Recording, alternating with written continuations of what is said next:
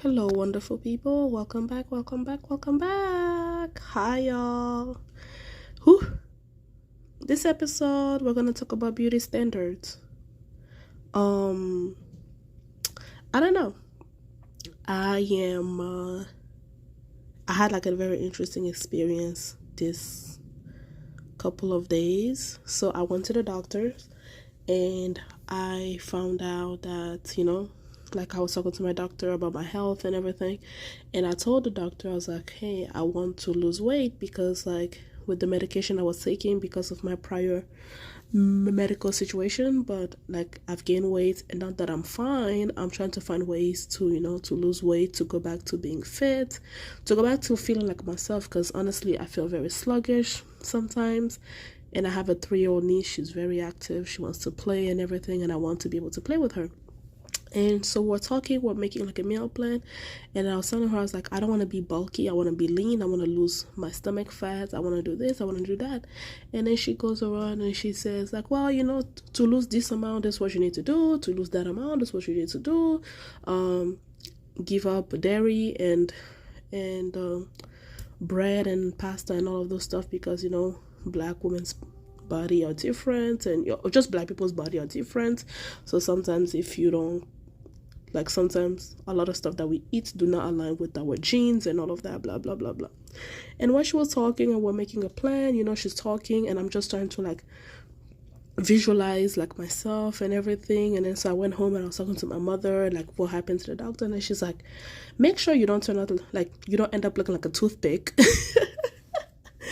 African mother, very blunt, right? And then we're talking about it and I was just like, what does she mean, a toothpick? And then I remember one time my friend came over and she was skinny as hell. My mom was like, does she eat? And so there's just a juxtaposition of just being like, she's like, yeah, just lose weight, but don't lose too much weight. Like, you still want to have your body, you still, you have a nice body and everything. The medication, affected your weight gain and all that. Just don't, overdo it, and then you end up looking like those girls who look like toothpicks, right? And just going through that experience and just having that conversation, my mother was like, damn, as an African woman, specifically a Congolese woman, being curvy, having a body, having meat on your body is a good thing. So I've only known that I gain weight because of American beauty standards. Like, yes, internally I feel like, if I like, sometimes you can feel sluggish and everything. Maybe you had a big meal, or you haven't really exercised and everything, blah blah blah blah. But when it comes to like the way we view beauty standards, it's night and day. I remember I started having my puberty when I was 10 years old. So my body started to shape and form. My boobs came out, my butt came out. And I remember telling my mother, like, I want to get plastic surgery to reduce myself. And I wanted to do that because I did not look like a kid. Because of my body, people stopped treating me like a kid. Because when a guy see a girl with big boobs and big butts, those are woman features. I can remember telling people, I'm like, yo, I'm 10 years old. Yo, I'm 11, I'm 12, I'm 13. They'd be like, stop playing. You're just saying that. And I'm like, no, dude, I'm being serious. I'm 11. I'm living in the 5th grade. I'm in the 6th grade. I'm the 7th grade. I'm in the 8th grade.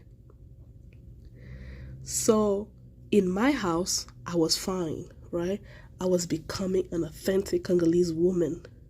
But outside, my womanhood was,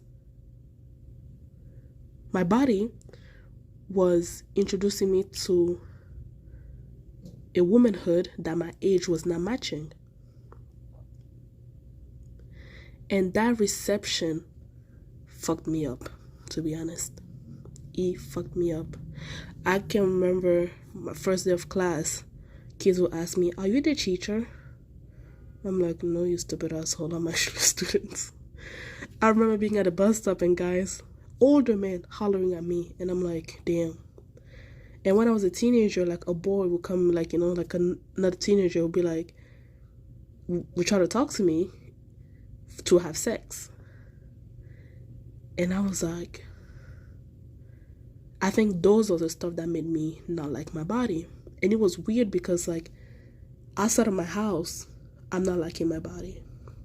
I'm not liking my body because of the reaction that I'm getting. But inside my house, I love my body. I love going to my mother's closet and like playing with her clothes. I loved it. Because I'm like, my body was being celebrated in one culture where it was being used to demonize me in another setting. And it's funny because, they say a good African woman, she has hips. She has a boom boom. She has the tatas. She has that. But in American culture, especially when I was younger, it wasn't celebrated. Being curvy was not celebrated. Like, I fail to feel sympathetic to girls who will get plastic surgery to get a butt and then something happens to them. I cannot, like, sometimes, like, I fail to be sympathetic to them because I'm like, listen, at 20 years old, you are not experiencing what I experienced at 10. You are seeking this because it's a trend. My experience is not a trend. People are like, oh, well, you should be happy because it's being celebrated. No, it's not. It's not being celebrated because even if you want to go get an ass, you still have to have a small waist. You still have to have this. You see, like, girls with ass who have big bellies, who have, like, those are not the ones being celebrated. The ones being celebrated is like, oh, does the proportion of your waist matches your ass to your breast, to your this, to your that. That's not being that's not body positivity. And that doesn't mean I think you should be like 6,000 pounds. That's not what I'm saying. But I just don't like it when people make other people's reality a trend. And they don't really fully accept the well-rounded spectrum of what other people are. Because in the trend of having a big butt or a big boob, you are still expected to fit a certain body type that is not leaning to natural women's bodies.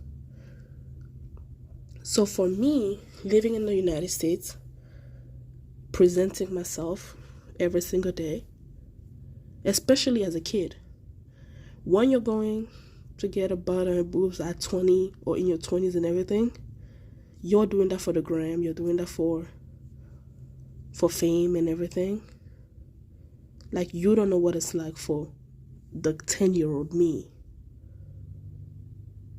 who lost her childhood because of the shape of her body. So sorry if I don't feel bad when something happens to you, but it's really hard for me to feel bad for you because you are trying to use a part of what I have to become famous so that you can be adored, so that you can be celebrated. Whereas a kid like me developed body issues as a kid just because of the natural way I was born. And mind you, when I was a kid, I was fit. Like, I used to run, I used to do basketball. When I used to go to the gym, I used to tape my boobs with tape, literally. Because if I didn't do that, boys would be like, look at her boob jiggling. I remember it was in middle school, a boy hit my butt, and then he's like, damn, her butt sound like the drum. That shit is dehumanizing. I couldn't wear anything. If I wore a dress, it was sexy. There's nothing that I can wear that would not be seen as sexy. And Africans, when we go to church, we dress up. So if I wear a dress, even when our body was long, if I'm walking, it's pulling up. If I wear jeans, I'm looking like a mother. If I wear, like, one of the reasons why I left the church was because people were making comments about my body. That's one of the reasons. I remember this church woman told me, like, hey, you need to watch what you're wearing, because, you might seduce the fathers. I was 13 years old when she said that to me. 13. So if something happens to me, it's my fault because of my body. The fact that the fathers would, like, I will be seducing the fathers because they're men, men like what they see. So they will never consider the fact that I'm 13, right? And don't get me started with the shopping experience. Oh my God. The shopping experience was horrible, and it's still horrible. Sometimes my mom comes at me, she's like, why don't you like to go shopping? Like, you still, you know what I mean? Because, like, I'm the type of person, I have the same jeans that I had since I was, like, sometimes they're bigger on me if I'm losing weight. Sometimes they're too tight if I'm gaining weight, like, but, like, there's I think it's Old Navy, sometimes they have, like, a spectrum of size, right? If you're size 12 to 18, you can see wear the same pants. Like, I have a couple of those because I do have a big butt. Sometimes my feet will get in, but for it to go around my butt, it will be too small. So, like, I had to get sometimes those bigger side and everything. And then a friend was like, oh, like, why don't you go to the plus size? I'm like, because my body is not even plus size. I'm, like, in the weird middle. Because when I go to the plus size, everything's bigger on me. Everything. And then when I go to the regular side, I have to literally dig and dig to find something that will fit my body. Because I'm not a fat girl. Like, my body just, whew. That Horn of Africa? The ancestor decided that I carried the Horn of Africa basically on my back. Lord, I sort of got Congolese people, the joke that we make, Lord. Right? So it's like, yeah. And so it's funny because, I consume a lot of Congolese art, I consume a lot of African art and everything. And then I look at this woman, beautiful, curvy woman, curvaceous woman, they dress sexy, they do this, they do that. And I'm just like, damn, I need to go live in the Congo, like, And it's funny because, I'll share this with you. When it comes to dating, I always felt like, because of my body, like, I wasn't attractive. Like, this is just me being honest, right? Like, a guy would not be attracted to me because of my body, because people always thought I was older. I've kind of internalized that. So if I meet a guy my age, I'd be like, yeah, he probably think I'm older, right? He probably don't think that we are the same age because he thinks I'm older. So I never felt attractive to people my age. And it's been worse since my experiences would be like, oh, like, since I was a kid, you see, like, older men try to hit on me, and it should just feel like, damn, God, like, is this my fate? Am I only gonna have older men hitting on me? And that kind of, like, stings, because you're like, right? And another way I never felt attractive was because, like, oh, maybe if I, like, lose weight, I will look younger. But let me say something. I've been skinny before. Well, I've been skinnier before, and I've been, like, heavy before. And even on my skinnier days, I just present myself as too mature, quote unquote, too mature, or too grown looking. So I would felt like, damn, what can I do to look young, or to, to act like my age and all of that, And I think because Africans are more attracted to curvier bodies, I always think like, oh yeah, I'm only attracted to, like, Africans. Like, only Africans will find me attractive. Even though internally I like everybody, like, I don't really have, like, a preference of one over the other. I was never raised to have a preference one over the other. Like, even though my parents would be like, you end up with a white man. Everyone tells me that I'll end up with a white man. Even black men tell me I will end up with a white man, right? Even though I never really had a preference and everything, but I always felt like because of my body, only an African would like that, because Africans like bodies. Africans like curvy women. And it's funny because when I look at my pictures of me being a teenager, it hurts me to think that I was fat in those pictures when I wasn't. I was not. I was skinny. And maybe I'm saying this to the lens of a Congolese girl. But when I look at those pictures of myself, yes, you can see I have big boobs. Yes, you can see that the Horn of Africa is behind my back. Yes, you can see that. But girl, it hurts me to think that I was a big girl. It hurts me because I would give anything to have the body that I had 2 years ago. Because to be honest with you, COVID, you know how some people came out of COVID looking big as hell? Like, I still have my COVID weight, y'all. I have my COVID weight and my medication weight mixed all together. Like, I still on my freshman COVID. Like, my COVID 15, I'm still on that. It's COVID 15 plus medication 30. That's literally my weight right now. So to think that like a 10-year-old, at 11, at 13, I hated going outside. I did not like doing stuff because I felt big. I used to starve myself. I used to really starve myself. I used to work out like 4 times a day. I'll work in the morning before I go to school. I'll go to the gym when I school. I'll work, like I'll do exercises when I come back, and I'll work out before going to bed. When I was like in middle school and early high school, I used to do that to myself. And when I look at my pictures of like my early years in college, even, to think that at that moment I thought I was the biggest shit walking. Damn, that's hurtful.